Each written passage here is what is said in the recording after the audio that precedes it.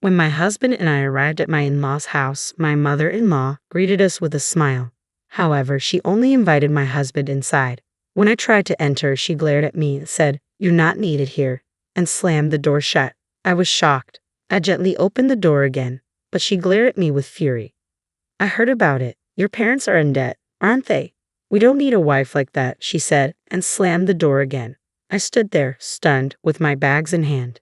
Inside, I could hear my husband and mother-in-law laughing and having a good time. I realized I didn't need to put up with this kind of treatment, so I quickly left. My name is Nancy. I'm a 32-year-old doctor working at the hospital my parents founded. I met my husband, John, when he was admitted to our hospital after an injury. He's charming, friendly, and a great conversationalist. Even though he's 5 years younger, he seemed mature and dependable. We got married after a year of dating. He works as a vice president at his father's company. My mother-in-law also worked at the company. Both his parents were thrilled when we got married. Your parents run a big hospital, and now a doctor is becoming our son's wife. It's like a dream. We're so glad to have you, Nancy, my mother-in-law used to say.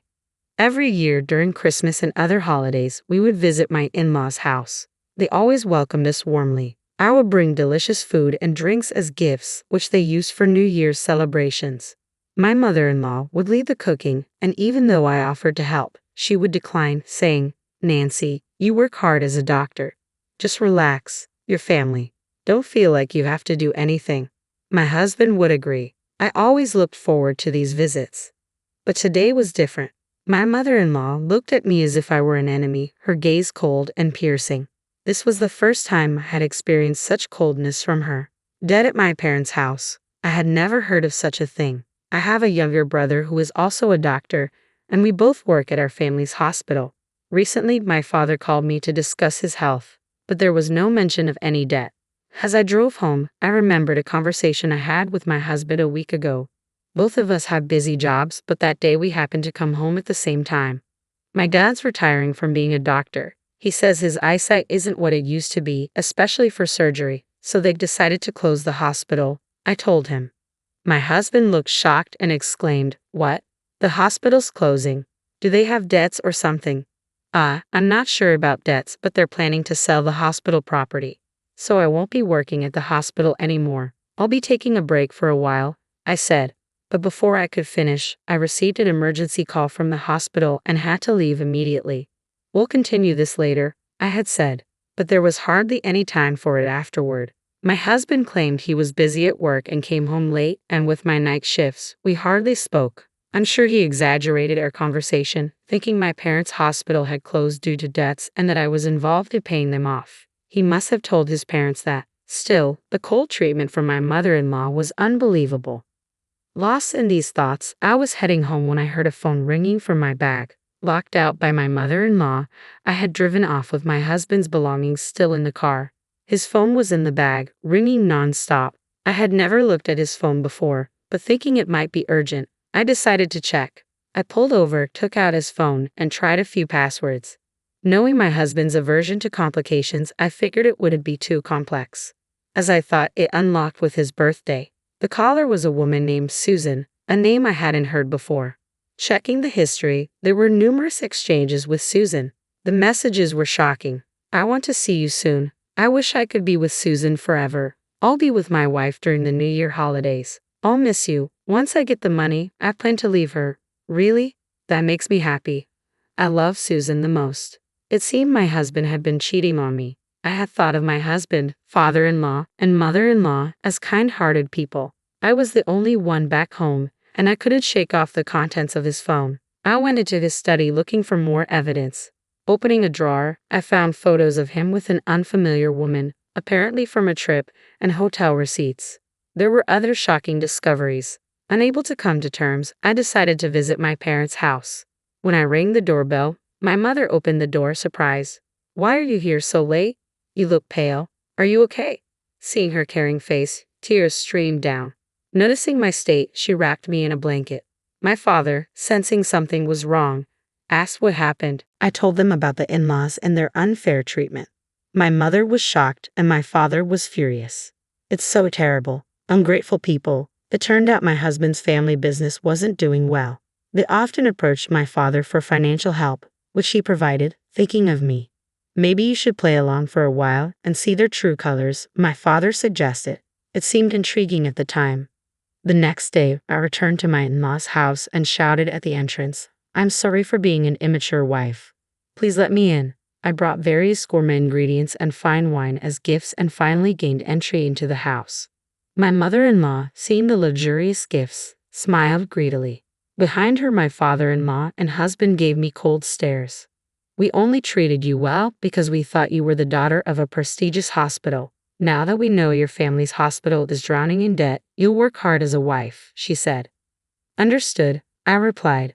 From then on, the harassment towards me was relentless. "Come on, start cooking," she ordered, kicking me towards the kitchen. Using the ingredients I brought, I prepared dishes and served them.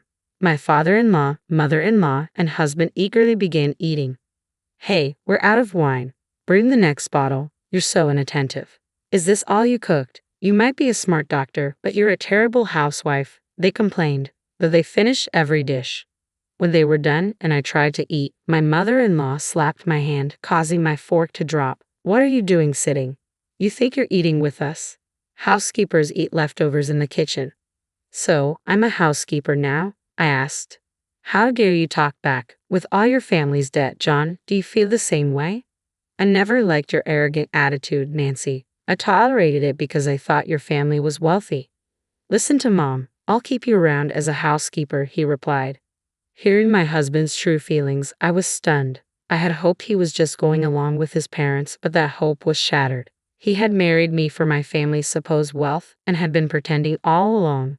I realized that my husband's current behavior was his true nature. I ended up eating leftovers in the cold kitchen and was left with a mountain of dishes. "Save water and wash with cold," they demanded. Washing dishes with icy water in the freezing winter was cruel. It was so cold that my whole body trembled. For sleep, my mother-in-law pointed to a shed with no heating or bed. "Where is the bed?" I asked. "What, you think you're getting a bed? There are old towels and cardboard in the shed. Make do," she replied. I understood their true nature. Thankfully, I had recorded their abusive words. I had no more business in this house. That night, in the freezing shed, anger towards my father-in-law, mother-in-law, and husband kept me warm. I'll never forgive them. Late at night, after they drunkenly passed out, I drove back to my parents' house.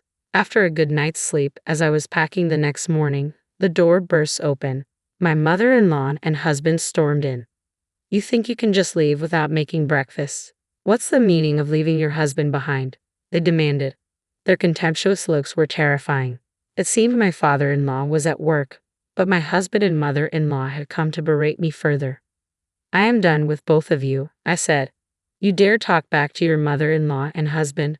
You're even worse than I thought. We can divorce if you want, but if you initiate it, you will pay compensation. Maybe you can sell the hospital's land. It should fetch a good price." "We'll take that," my husband sneered.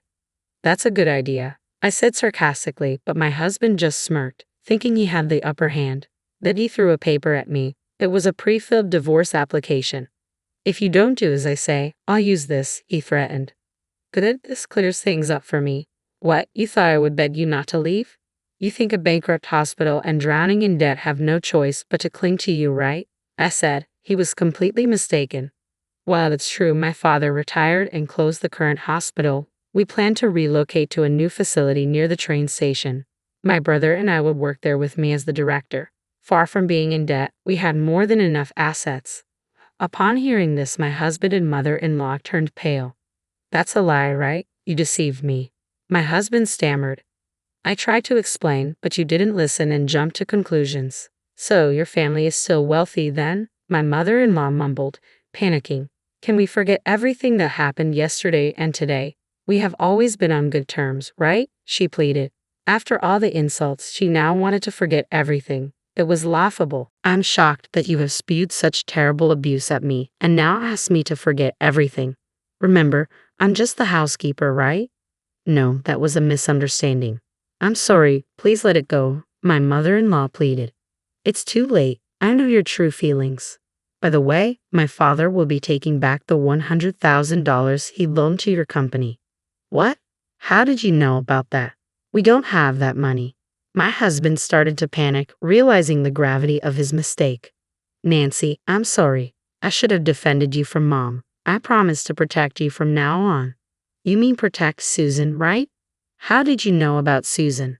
You were cheating while pretending to work late. I have all the evidence. I showed him the photos and email exchanges on my phone. He stared at the evidence, sweating profusely. You will be the one paying compensation. Susan was just a fling I met at a bar. I'll break up with her. Please forgive me. He began to apologize, looking pitiful as he drooled onto the floor, making him look miserable. That's not all. I showed him a photo of a life insurance policy taken out on me and a detailed pamphlet about car maintenance with a marked section about tampering with car brakes. You not only wanted my family's money but also my life. I have consulted the police so you can't harm me anymore. My company's in trouble. I need the money. Please help me. Don't joke. We'll communicate through lawyers from now on. I never want to see your face again. As he lunged at me, my father and brother emerged from the back room, grabbing his arm and protecting me. My husband, pinned to the ground, cried while my mother-in-law stood there stunned. The house was purchased under my name. I'll be selling it, so please leave as soon as possible. My husband and mother-in-law, who always had an excuse not to leave, were sadly sent away by my brother. After that, I got a divorce. I received compensation from my husband and the woman he cheated with. He kept begging to get back together, but when I threatened to consult the police due to his persistence, he stopped coming around. Through a lawyer, I demanded repayment from my father-in-law's company, and the $100,000 my father had lent was safely returned. My father-in-law's business, already struggling, went bankrupt with a lot of debt. My father-in-law, mother-in-law, and husband now live in an old apartment, juggling multiple part-time and day jobs but can't seem to keep up with their debts. I work as a director of a newly built hospital with my brother's help. We are dedicated to helping those suffering from injuries and illness. It's fulfilling every day. I bought a comfortable apartment near the hospital and am enjoying living my own life.